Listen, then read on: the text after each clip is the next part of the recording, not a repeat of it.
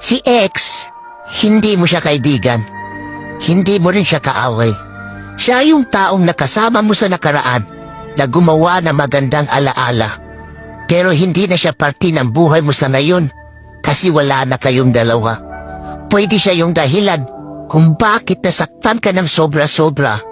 Pero siya naman yung rason kung bakit marami kang natutunan sa pag-ibig. Kaya kung babalik man siya ulit sa buhay mo at magpaparamdam ulit, it's your choice. Kaya paano ka mabubuo ulit ang sarili mo kung tatanggapin mo yung tao na sumira ng pagkatao mo? Kaya lagi mong tatandaan, kaya lapis ang gamit ng mga bata para ipaalam sa kanila na ang mali ay pwede pang itama.